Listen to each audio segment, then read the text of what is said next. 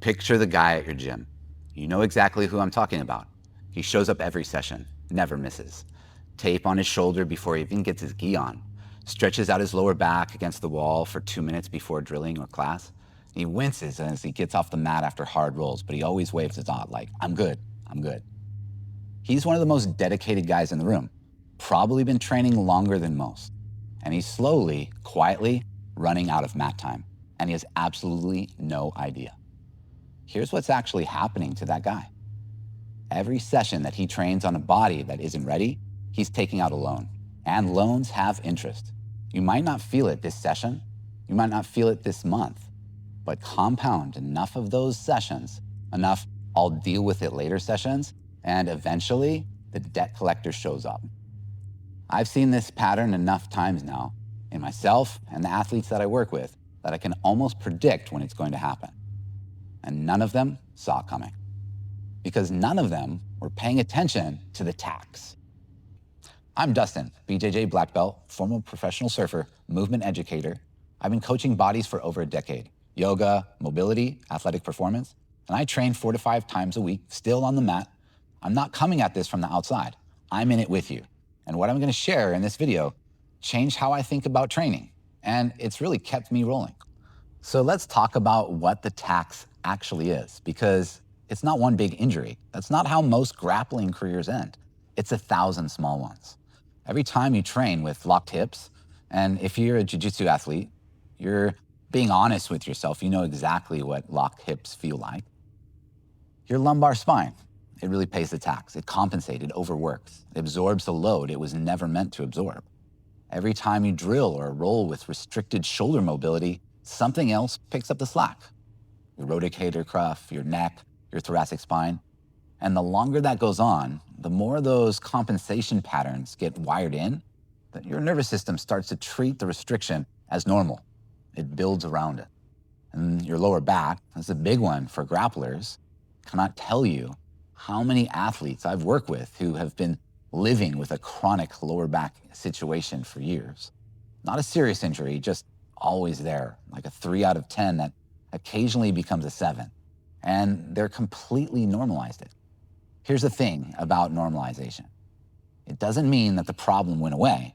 It means that you stopped registering it as a signal. Your body is talking to you constantly. Tightness is a signal. Stiffness that takes 20 minutes to ease up is a signal. The fact that you can't sit in deep squat without falling backwards is a signal.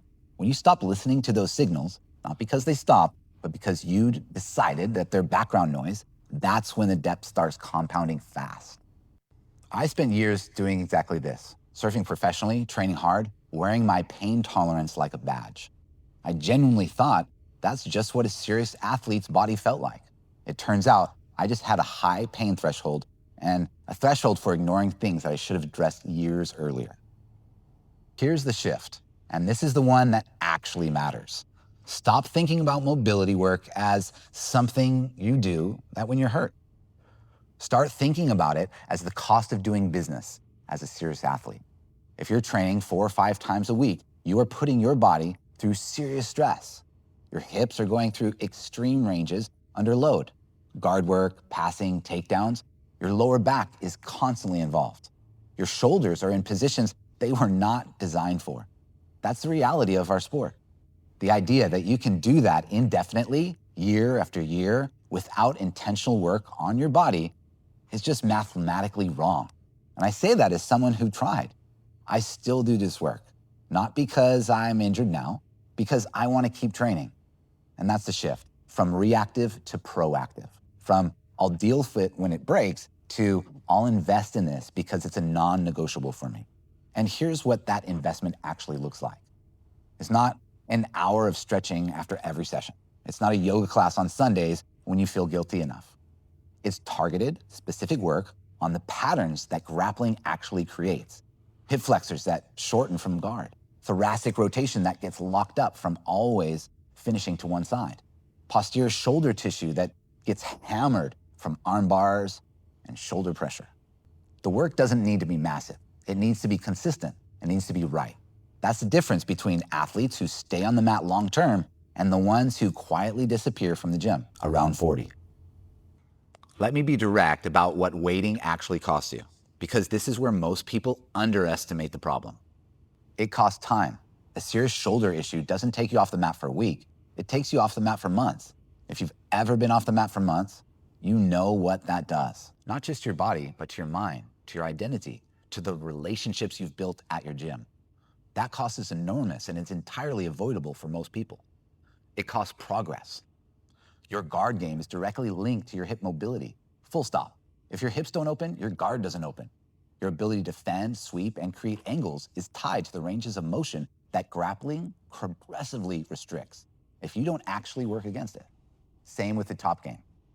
Thoracic rotation, shoulder mobility, the ability to drive, post, and create pressure, all of it is downstream of how your body moves. You can't technically problem solve your way around a physical restriction forever. And it costs longevity. Athletes who normalize hip tightness and lower back flare-ups in their 30s are the ones who quit in their 40s. Not because they wanted to stop, because the debt finally became due and the repayment plan was more than they were willing to pay for. The question is not whether you can afford to do mobility work. The question is whether you can afford not to. I want to leave you with something practical. This week, just pay attention. Don't change anything just yet. Just notice where you tape up before training.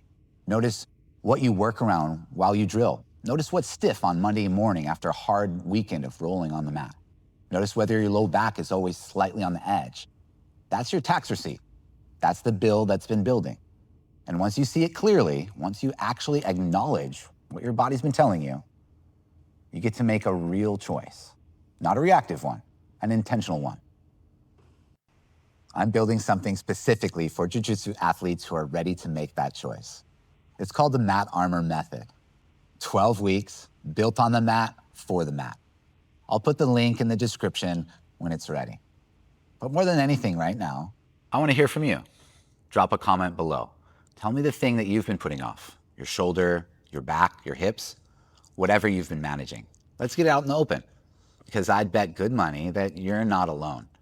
In this community, there's many more people just like you carrying something. I'll see you in the next one.